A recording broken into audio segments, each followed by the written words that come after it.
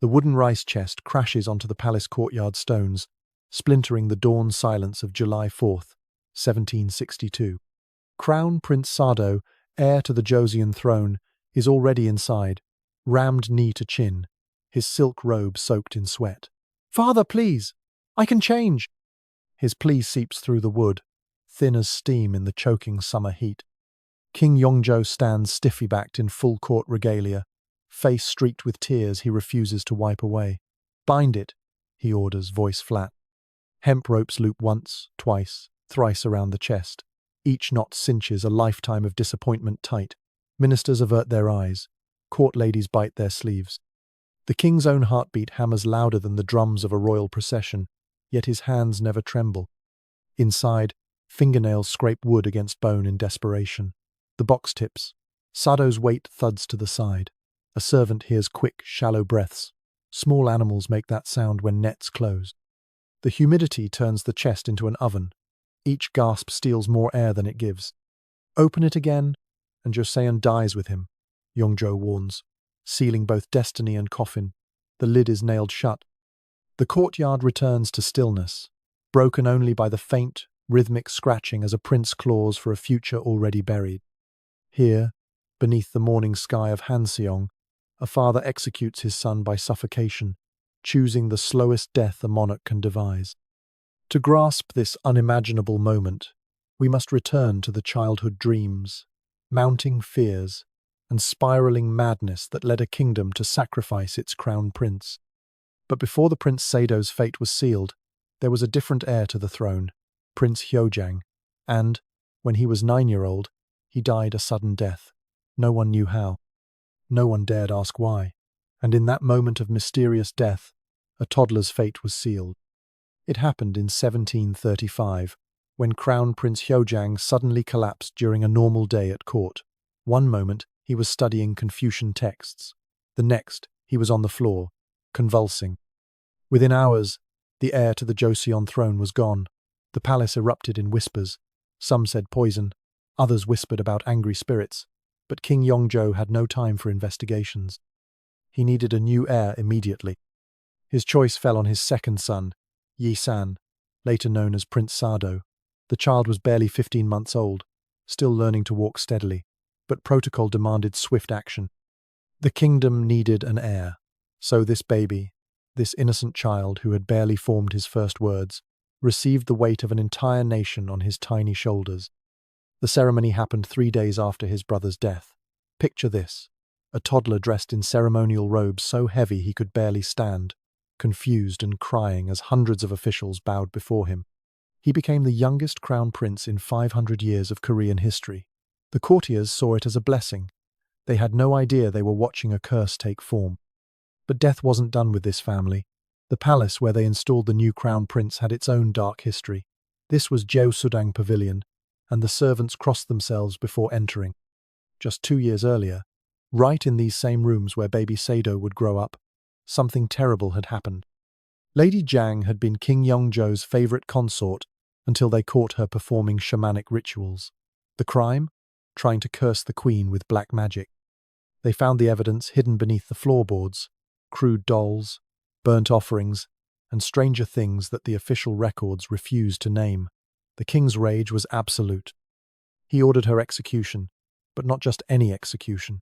She died in that pavilion, and some say her screams still echoed in the walls. Now they placed a toddler in those same rooms. The nurses reported strange things from the beginning. The child would stare at empty corners and cry. He'd reach for things that weren't there. One elderly servant quit after 3 days, claiming she'd seen a woman's shadow moving through the walls, but these were dismissed as superstitions. After all, this was the enlightened Joseon court, not some backward village. The walls of his nursery held darker secrets. Workers renovating decades later would find odd symbols carved into the wooden beams. Protective charms had been hidden throughout the structure, placed by servants trying to protect the young prince from whatever lingered in that space. But if these charms were meant to work, they failed spectacularly. King Yeongjo visited his son daily in those early years. The records show a father delighted with his bright, cheerful toddler. Sado learned to speak earlier than most children. He showed remarkable memory for faces and names. The king would bounce him on his knee and declare him the future of Korea. These moments of tenderness would later make the horror so much worse. But even then, something was wrong. The head nurse noticed it first. The child had episodes where he'd suddenly stop playing and stare at nothing. His pupils would dilate, and he'd whisper words in a language she didn't recognize. These spells would last minutes, sometimes longer. When they ended, he'd have no memory of them. The nurse reported this to the king's advisors. They told her to keep quiet. What the servants whispered about that pavilion would prove prophetic. They said Lady Jiang's spirit had never left. They said she was waiting. Some claimed they could hear her whispering to the young prince at night, teaching him things no child should know. Others insisted the building itself was cursed, built on an ancient burial ground. The truth was probably simpler and sadder. A traumatized toddler, thrust into an impossible position, growing up in rooms that echoed with recent death. By age 3, Crown Prince Sado could recite complex poetry from memory. He could name every minister in court. He knew the proper protocol for a dozen different ceremonies. Everyone marveled at his intelligence. King Yeongjo bragged about his brilliant heir to foreign ambassadors. The future looked bright. And from age 3, the torture disguised as education would begin. Picture this: a 3-year-old boy, barely able to form complete sentences, standing before the entire royal court as his father demands he explain complex political theory. The scene played out monthly in the grand throne room. Little Sado, dressed in miniature royal robes, would stand on a platform so the ministers could see him. King Yeongjo would pose questions about governance, Confucian philosophy, and military strategy. The child would stammer out memorized responses, not understanding half the words he spoke. When he made mistakes, and what 3-year-old wouldn't, the king's face would darken. "Wrong!" Yeongjo would shout. "The Crown Prince of Korea cannot make such elementary errors." The entire court would watch in uncomfortable silence as the king berated his toddler son for mispronouncing classical Chinese terms. Sometimes these sessions lasted hours. The child would sway on his feet, exhausted, while his father demanded perfection. The education schedule was inhuman. Sado woke at 4 a.m. for calligraphy practice. By 5 a.m., he was reciting classical texts. Morning lessons covered history, philosophy, mathematics, and astronomy. Afternoon brought military strategy, economics, and law. Evening meant more calligraphy, more memorization, more tests. He studied 14 hours daily. Remember, we're talking about a preschooler. But the public shame was just the beginning. King Yeongjo had peculiar ideas about building character. He believed hardship created strength, so he found creative ways to humiliate his son. If Sado showed fear during thunderstorms, the king made him stand outside in the rain. If he cried from exhaustion, the king extended his study hours. Every weakness became a lesson. Every lesson became trauma. The physical criticisms were relentless. Yeongjo found fault with how his son walked, too slowly, showing laziness. He mocked how the boy held his brush, weak grip, displaying poor character. Even Sado's facial expressions drew criticism. The king once spent an hour lecturing the 5-year-old about how his smile revealed moral weakness. The boy learned to keep his face blank, showing nothing. Then came the cosmic blame. In 1740, a drought struck Korea. Crops failed. People starved. King Yeongjo gathered the court and pointed at his 5-year-old son. "The crown prince's moral failings have angered heaven," he declared. "His inadequacy brings suffering to our people." The child stood there, absorbing the accusation that he was personally responsible for thousands of deaths. Every storm that struck Korea became his fault. When floods destroyed villages, the king would summon Sado and list his educational failures, connecting them to the natural disaster. Earthquakes meant the prince had shown disrespect. Disease outbreaks stemmed from his poor calligraphy. The message was clear. Every imperfection in this child caused real suffering in the world. The court watched these scenes with growing alarm. Ministers whispered among themselves about the king's harsh methods. But who could challenge the royal father? Some tried gentle suggestions. Prime Minister Jo Hyun-myung once dared to say, "Your Majesty, the Crown Prince is still very young." Yeongjo's response was to increase Sado's study load and ban Jo from court for a month. The boy began having episodes where he'd lose consciousness. The first time, during a particularly harsh criticism session, 6-year-old Sado simply crumpled to the floor. The court physicians found nothing physically wrong. He'd just shut down. his mind refusing to process more abuse. These fainting spells became frequent. Sometimes he'd collapse mid-sentence while reciting texts. The king saw this as further weakness. Lady Sonhui, Sado's mother, tried to protect him. She'd sneak into his quarters at night with treats and toys. She'd hold him while he sobbed about his failures. But her influence was limited. The king controlled every aspect of his son's life. When he discovered these secret comfort sessions, he banned Lady Sonhui from seeing Sado for 3 months. The boy's last source of warmth vanished. The breaking point came during a public examination when Sado was 7. He was meant to compose a poem about filial duty. Exhausted, terrorized, and pushed beyond endurance, the boy's mind went blank. He stood there, mouth open, unable to produce a single word. The silence stretched. Ministers shifted uncomfortably. King Yeongjo's face turned purple with rage. "You disgrace," he screamed. "You shame your ancestors. You are unworthy of the crown." The tirade continued for an hour. Sado stood frozen throughout, tears streaming down his face. Something behind his eyes seemed to break that day. Witnesses later said it was like watching a light go out. By age 10, Sado's mind had begun to fracture, and that's when the thunder god appeared. The Taoist text was supposed to bring enlightenment. Instead, when Sado opened the Okchugyong in 1752, something else opened its eyes and looked back. Sado was 17 when he found the book hidden in the Royal Library's restricted section. The Okchugyong, or Jade Pivot Scripture, promised to reveal the secrets of immortality and divine power. For a young man crushed under impossible expectations, desperate for any form of control, it seemed like salvation. He read it by candlelight, tracing the strange symbols with his finger. The text described rituals for communing with celestial beings. It spoke of the thunder god, Lei Gong, who punished the wicked and granted power to the worthy. Sado performed the prescribed meditation, following the book's instructions exactly. He fasted for 3 days. He burned specific incenses. He chanted the sacred names. On the 3rd night, something answered. The chronicles describe what happened next in careful language.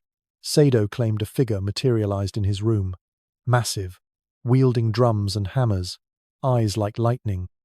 The thunder god spoke, but not in words. The message burned directly into Sado's mind. You are chosen.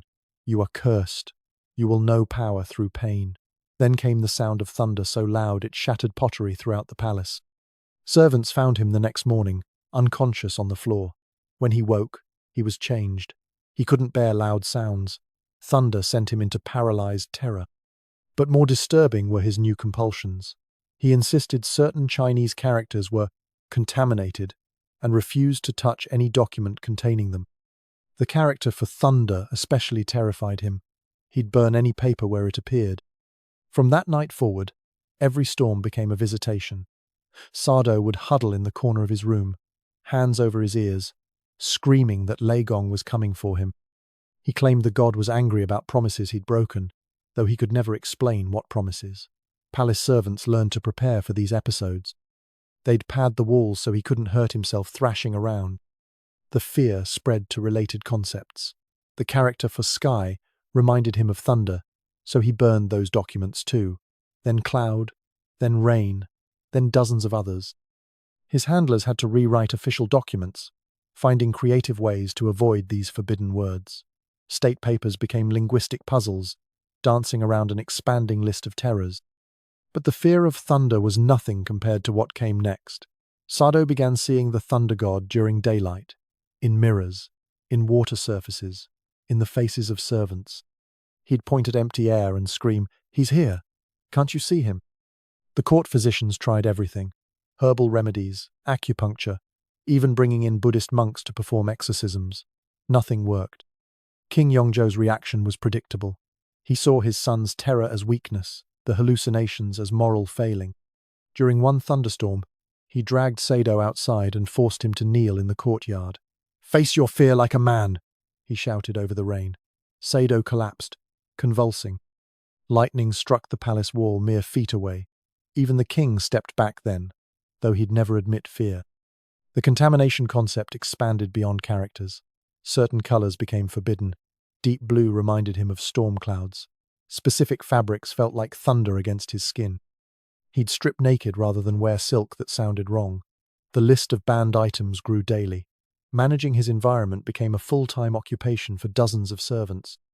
Lady Yeongjo, his wife, tried to understand. She'd sit with him during calm moments, asking about his visions. Sado would describe the thunder god in horrifying detail, the smell of ozone, the weight of divine judgment, the promise of worse to come.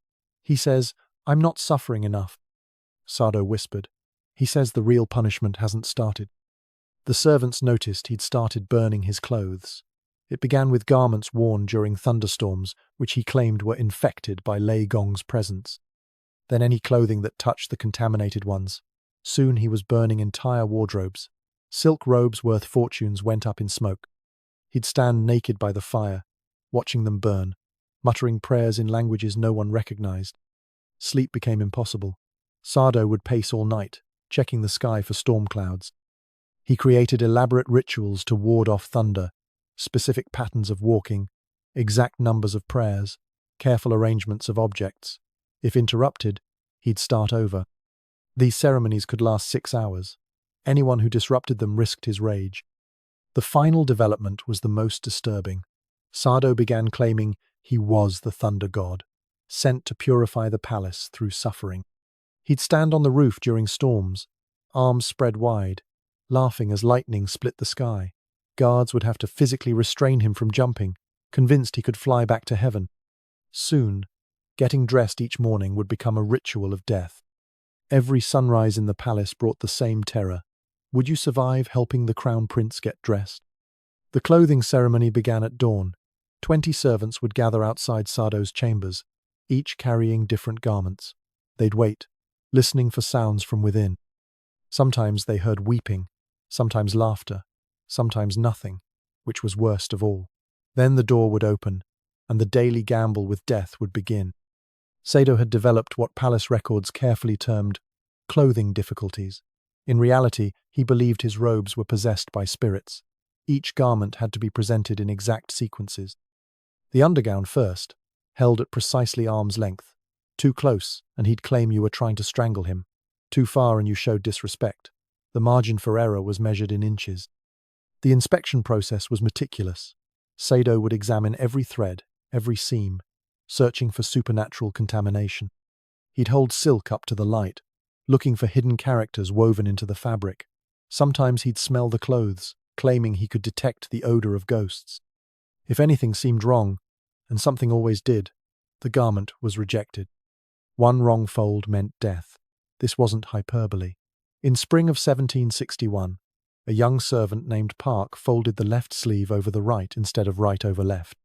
Sado grabbed the boy by the throat. "You're trying to dress me for burial," he screamed. "Only corpses wear left over right." By the time other servants pulled him off, Park was dead. They carried out his body while Sado continued dressing as if nothing had happened. The rejection pile grew throughout each morning. Sado would try on robes, declare them contaminated, and demand they be burned. Not just removed, burned immediately where he could watch. Servants would carry braziers into the dressing chamber. The smell of burning silk became synonymous with sunrise in the palace. On bad days, he'd burn through 30 complete outfits before finding one acceptable. The silk merchants couldn't keep up with the burning. The royal treasury hemorrhaged money buying replacement garments. Seamstresses worked through the night, creating new robes, knowing most would be ash by noon. The Minister of Finance presented reports showing the clothing budget exceeded the military budget. King Yeongjo refused to intervene. "The crown prince must dress appropriately," was his only comment. Violence escalated with each passing month. Sado kept weapons in his dressing chamber. Swords, daggers, even a crossbow. He'd grab them when displeased with how servants held his clothes. The death of seamstress Kim was particularly brutal. She'd embroidered a pattern he interpreted as cursed symbols. He shot her with an arrow mid-explanation. She bled out on silk robes worth more than her family would earn in 10 lifetimes. The survivors developed strategies. They'd draw lots each night to determine who would present which garment. The person assigned the outer robe, the final and most dangerous piece, would write farewell letters. Servants created hand signals to communicate during the ceremony, warning each other of Sado's mood shifts. They padded their bodies under their uniforms, hoping to survive long enough for help to arrive. Even his favorite consort wasn't safe. Consort Bingay had served Sado for years. She knew his preferences better than anyone. She'd developed an almost supernatural ability to predict which robes he'd accept. Her gentle manner could sometimes calm his rages. The other servants considered her their guardian angel. She'd saved dozens of lives by redirecting his anger. But mental illness follows no logic. Some mornings, Sado would dress quickly and efficiently, joking with servants like the charming prince he'd once been. Other days, the ceremony stretched for 6 hours, leaving the floor littered with burned silk and sometimes bodies. The unpredictability was its own torture. You never knew which Sado would emerge from those chambers. The physical toll on Sado was evident. Standing for hours, examining countless garments, working himself into rages, by ceremony's end, he'd be drenched in sweat, shaking with exhaustion. Sometimes he'd collapse, and the process would have to restart when he woke. The servants aged years in months. Many developed nervous conditions, jumping at sudden movements, unable to sleep. Lady Yeongjo tried intervening. She suggested simpler clothing, fewer options. Sado's response was to ban her from the morning ceremonies entirely. He claimed her presence contaminated the spiritual purification process. She could only wait outside, listening to screams and crashes, praying the servants would survive another day. The burning silk became a mountain. Palace groundskeepers complained about disposing of the ashes. The smoke damaged paintings and tapestries throughout the royal quarters. Visiting dignitaries noticed the constant smell of burning fabric and whispered about the crown prince's madness. Yet the ceremonies continued, growing more elaborate and deadly. And then came the morning, when his beloved Bingay made one tiny mistake with his robes. Bingay had been his favorite. She knew exactly how he liked his robes arranged. But on that morning in 1761, her hands trembled just once. The morning started like hundreds before. Bingay entered Sado's chambers carrying his favorite blue silk robe, the one embroidered with golden cranes. She'd personally inspected every thread the night before. She'd burned purifying incense over it. She'd even slept beside it to ensure no evil spirits touched the fabric. Every precaution had been taken. Sado seemed calm that morning. He'd slept well. No nightmares about the thunder god. He smiled when Bingay entered, even complimenting her hair arrangement. The other servants relaxed slightly. Good mornings like this had become rare. Maybe they'd all survive to see noon. Bingay approached with the robe, holding it at the perfect distance, the crane embroidery facing outward. Then her thumb slipped. Just a tiny movement, barely noticeable. The fold near the collar shifted perhaps half an inch. The crane's wing now pointed downward instead of up. In any rational world, this wouldn't matter, but rationality had fled the Crown Prince's chambers long ago. Sado's expression changed instantly. The smile vanished. His pupils dilated. "You've cursed me," he whispered. "A downward crane means death descending." Bing! He immediately dropped to her knees, apologizing, trying to explain it was an accident. But Sado wasn't listening. He grabbed the decorative sword from his dressing table. The other servants froze. They'd seen this transformation before. The prince they served was gone. Something else looked out through his eyes. What happened next took less than 30 seconds. Sado brought the sword down with practiced precision. Bingay didn't even scream. She looked surprised more than anything, staring at the wound as she fell. The blue silk robe, the one she'd protected so carefully, soaked up her blood. The golden cranes turned red. Sado stood over her, breathing heavily, still holding the sword. He simply stepped over her body and continued dressing. "Bring the green robe," he ordered. "This one is contaminated now." The servants scrambled to comply, even as Bing's blood pooled around their feet. One young maid started crying. Sado turned to her. "Tears bring bad luck. Stop immediately or join her." The crying stopped. They dressed him in silence, stepping carefully around the corpse. When the ceremony finally ended, Sado left for his morning lessons, as if nothing unusual had occurred. The servants were left with Bingay's body. Palace protocol was clear. Deaths in the royal quarters were to be handled discreetly. They wrapped her in the bloody robe she'd died protecting. Someone would have to tell her family she'd died of sudden illness. Someone else would arrange compensation. Business as usual in the Crown Prince's chambers. Lady Yeongjo had to arrange the funeral while he ate breakfast. She entered the chambers to find servants mopping blood from the floor. The head eunuch explained what happened, his voice carefully neutral. Lady Yeongjo had learned not to show emotion. Any sign of judgment might reach Sado and trigger another episode. She simply nodded and began making arrangements. The funeral was held that night, in secret. Palace deaths were never publicized, but Bing-A deserved some recognition. A handful of servants gathered in the palace temple.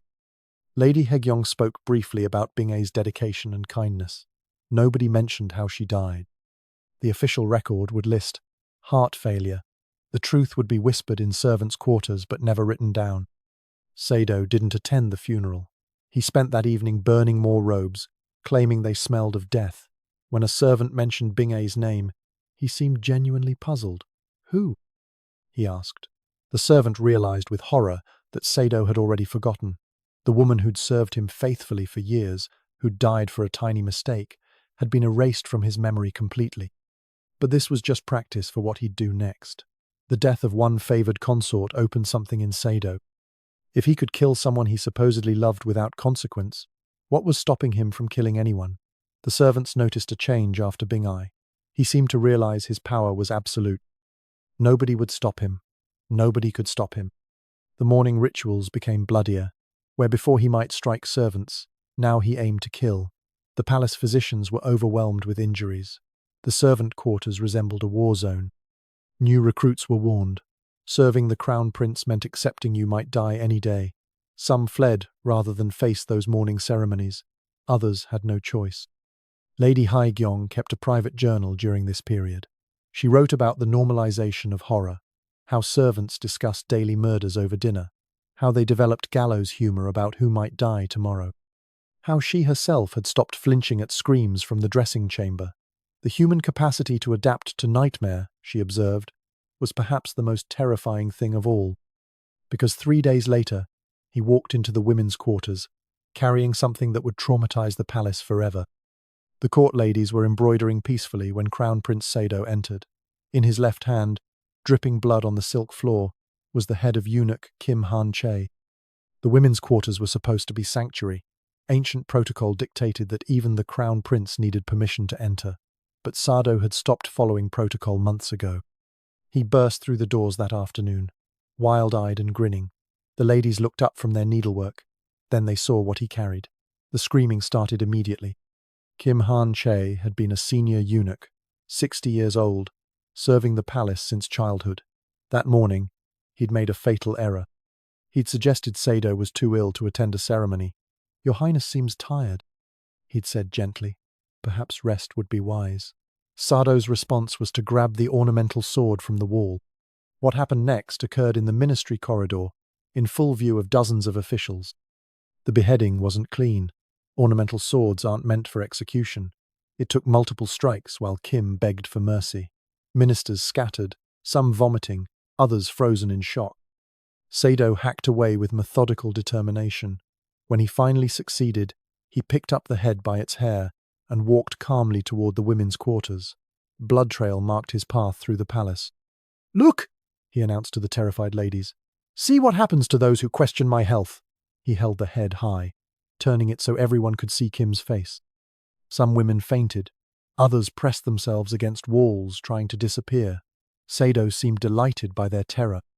He walked among them, bringing the head close to their faces, laughing when they recoiled. He smiled as he held it up for display. "Kim thought I was weak," he explained conversationally. "But look who's weak now." He shook the head for emphasis. Blood splattered on white silk dresses. One young lady, barely 15, started hyperventilating. Sado noticed and approached her. "Don't you think he looks better this way?" he asked. "More honest. The body lies, but the head tells truth." Lady Yeongjo arrived to find chaos. Women huddled in corners, sobbing, blood pooled on precious carpets. And her husband stood in the center, still holding his trophy, discussing philosophy with the severed head. She'd trained herself not to react to his violence, but this was beyond anything before. She had to handle this carefully. One wrong word could add her head to his collection.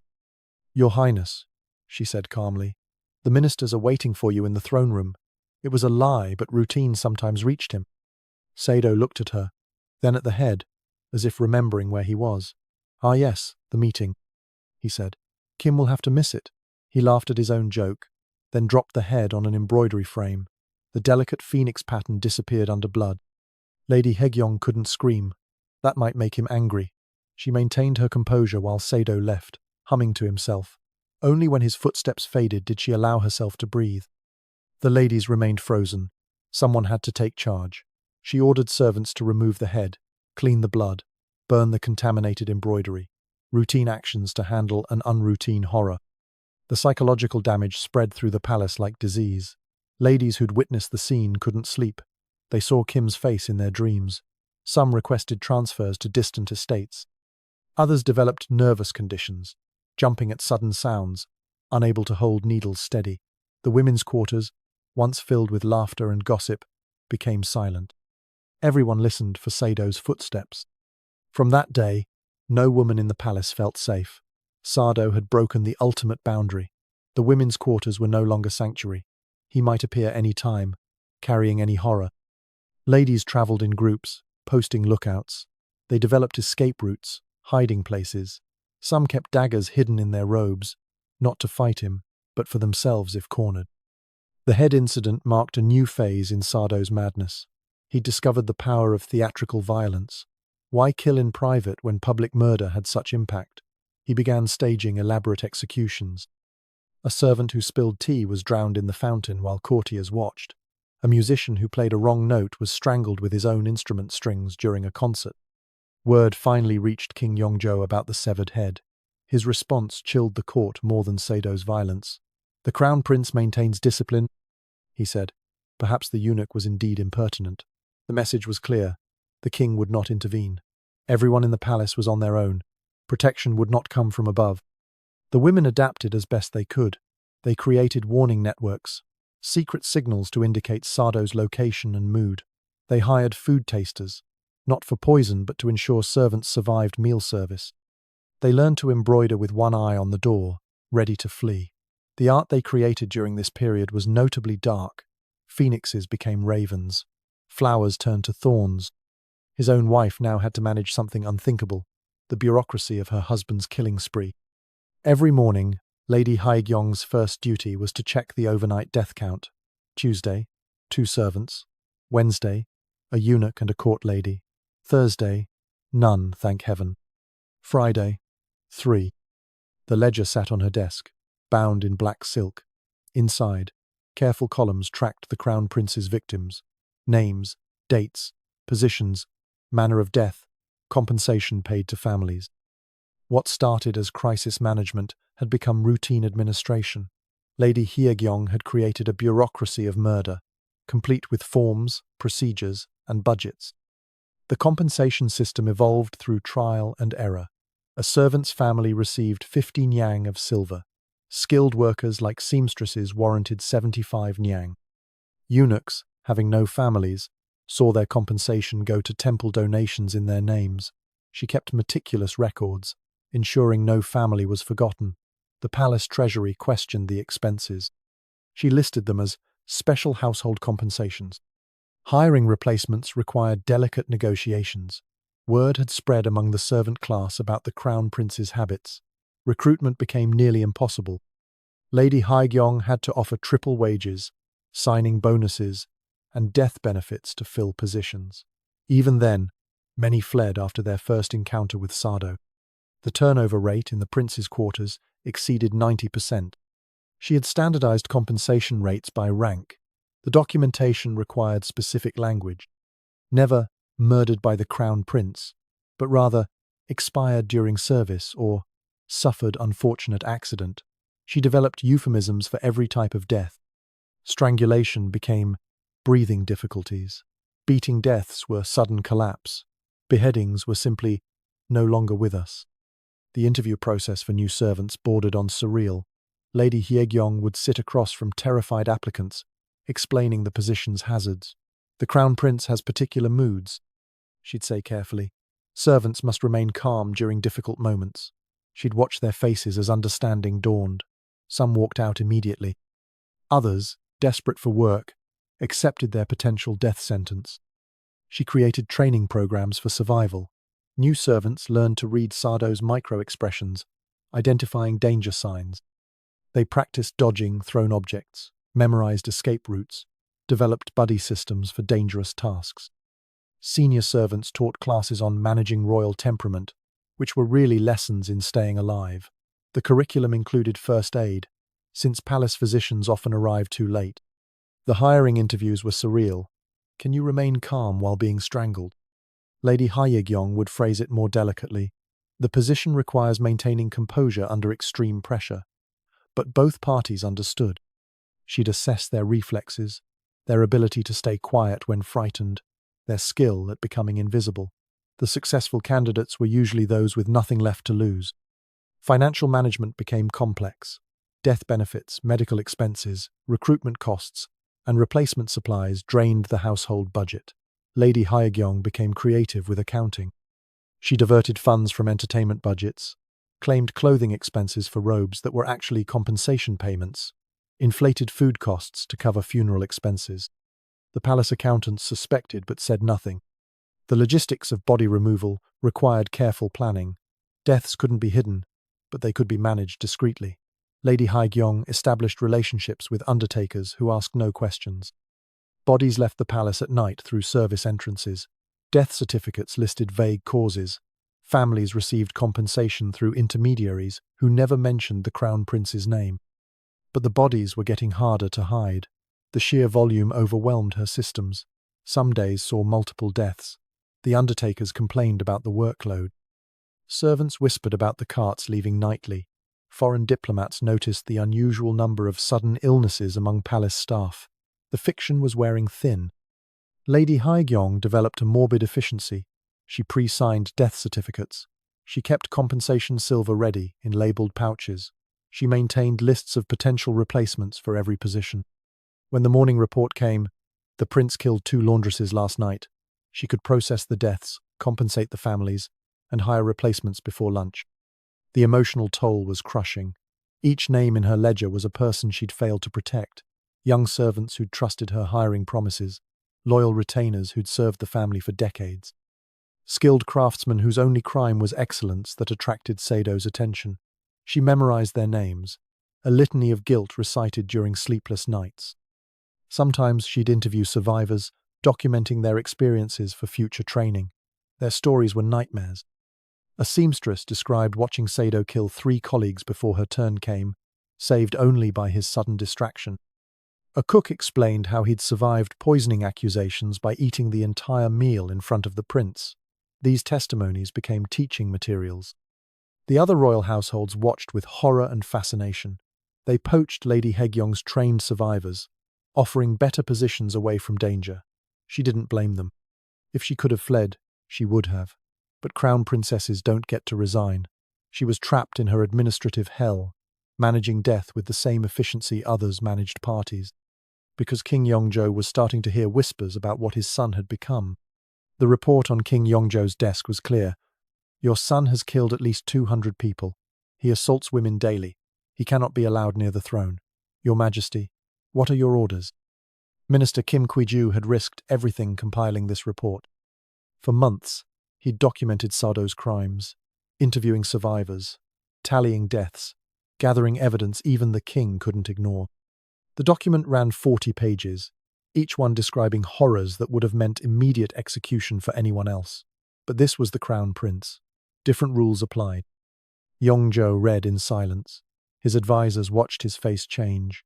Disbelief, anger, grief cycling across the old king's features. He'd dismissed earlier reports as exaggerations. Surely his brilliant son, the child he'd shaped through rigorous education, couldn't be the monster these pages described.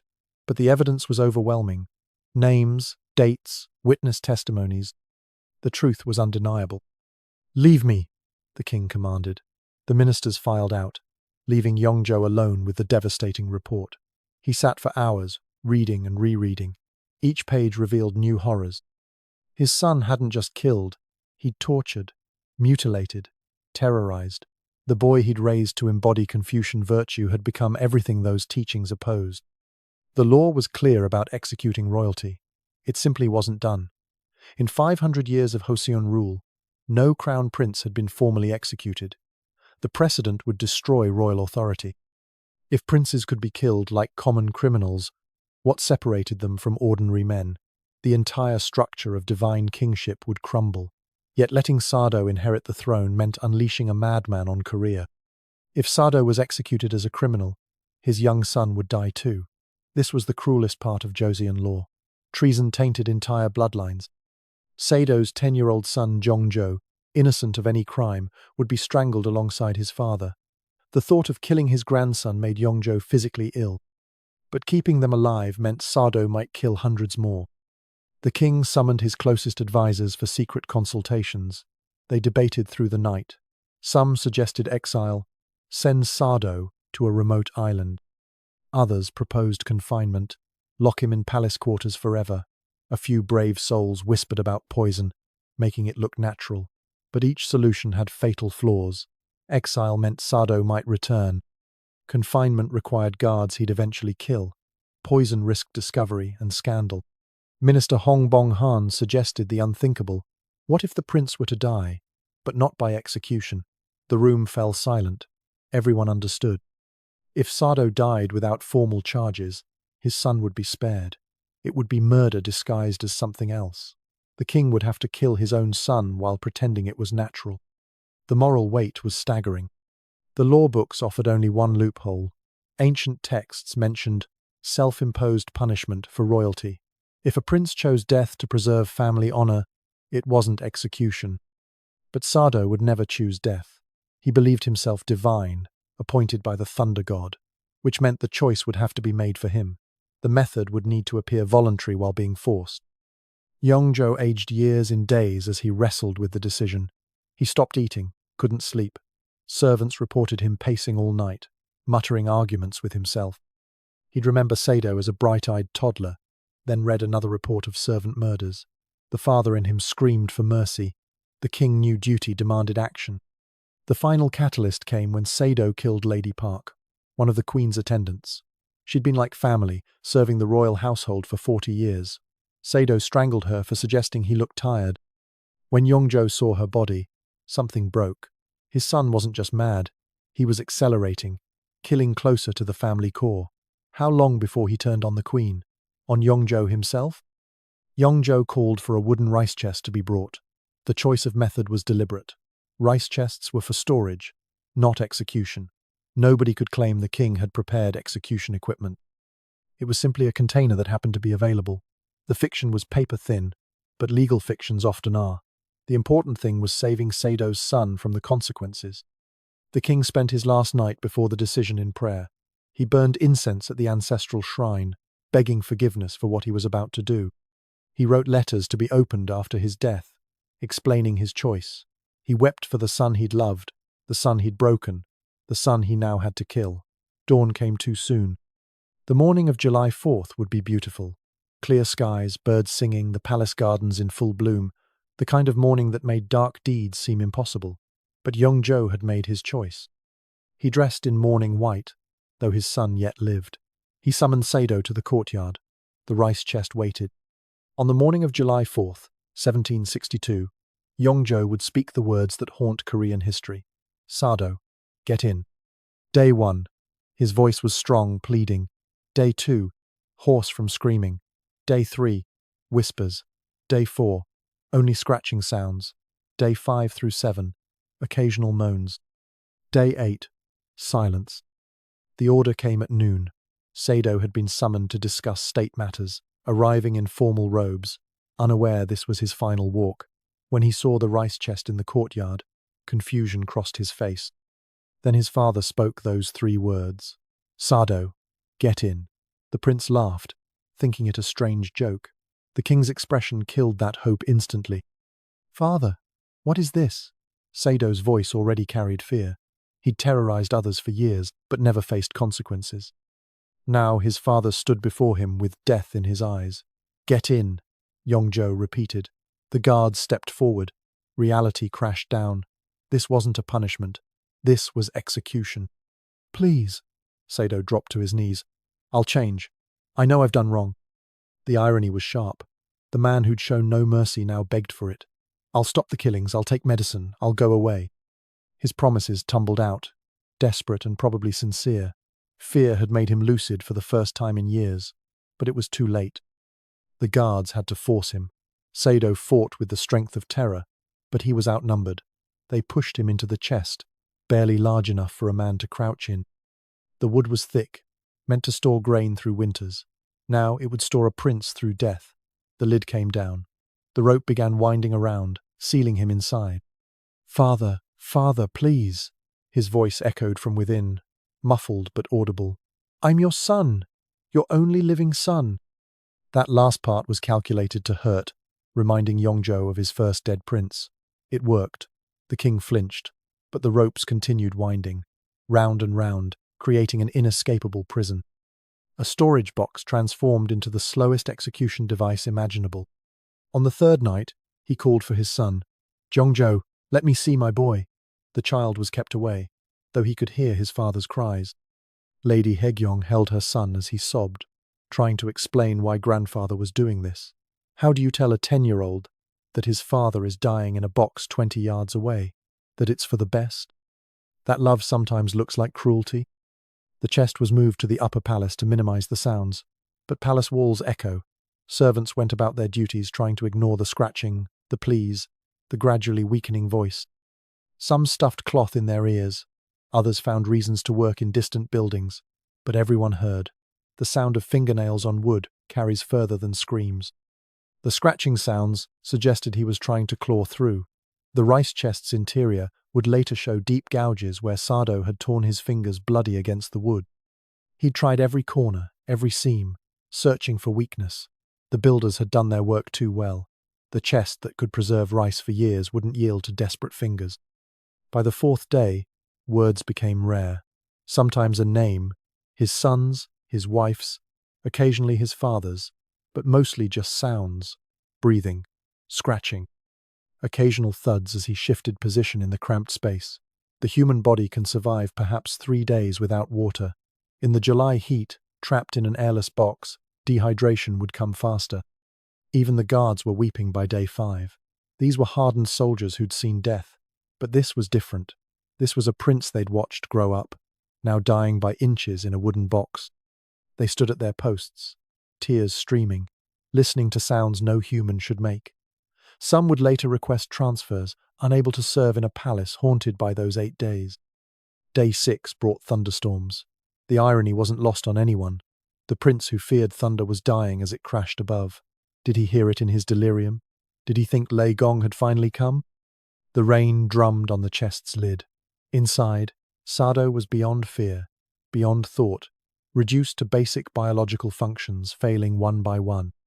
The 7th day was quiet. Occasional moans, growing weaker. The guards debated, was he unconscious or preserving strength? Should they report the increasing silence? But their orders were clear. 8 days, not 7, not 9.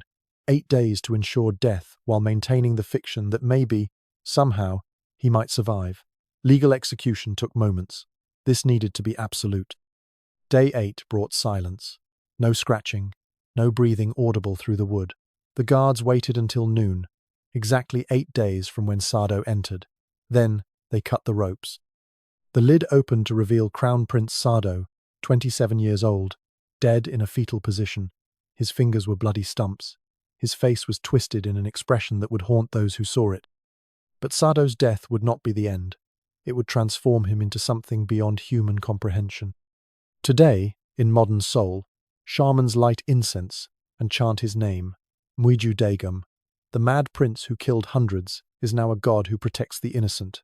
How's that for irony? The transformation began immediately after his death. King Yeongjo, overwhelmed by grief and guilt, posthumously restored Sado's honor. The man he'd killed as a criminal was reburied as a prince. The fiction continued. Sado had died of illness. The rice chest never mentioned in official records. But everyone knew. The truth spread in whispers, growing with each telling.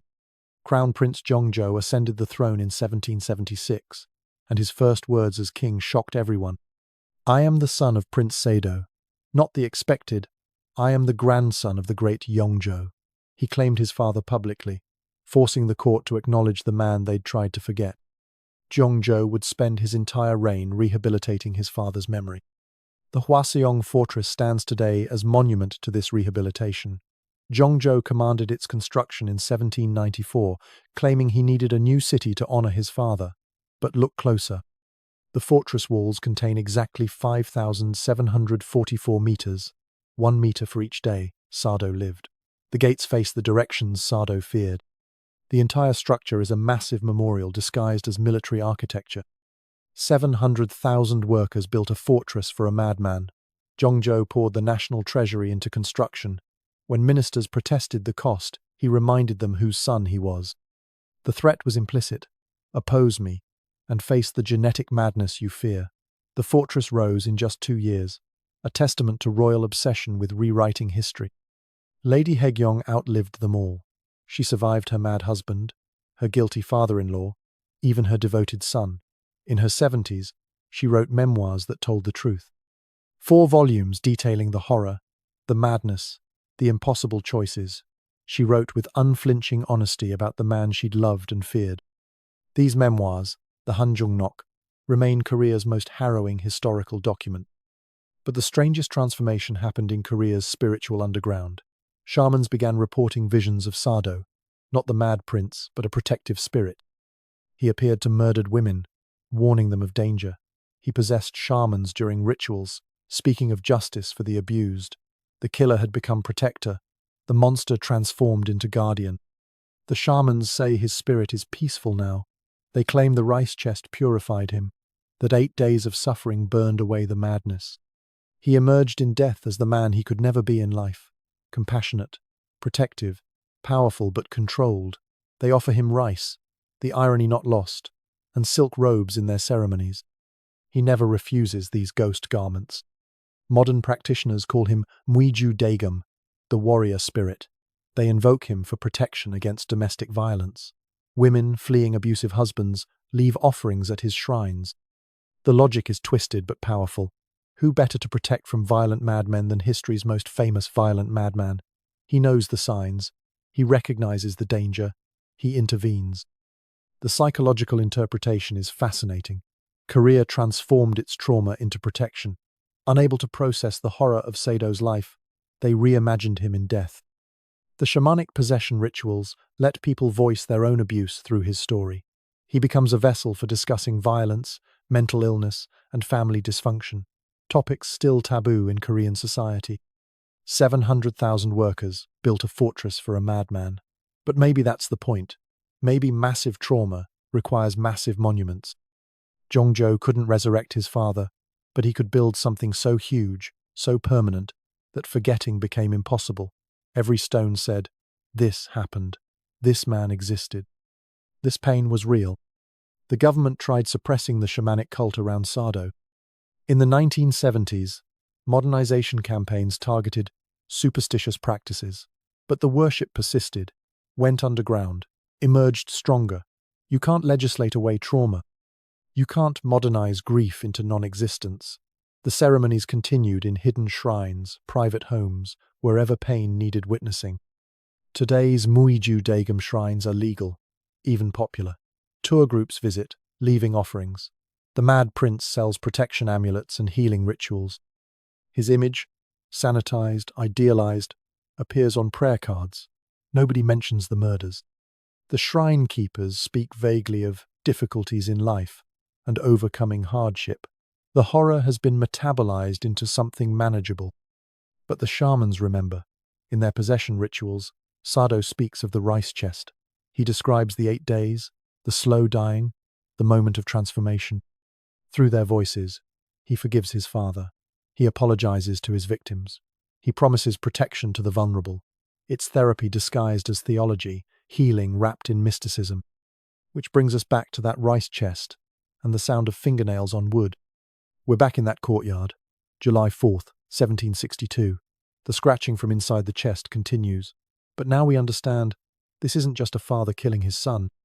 This is the end of a 27-year tragedy that began the moment a 15-month-old received an impossible crown.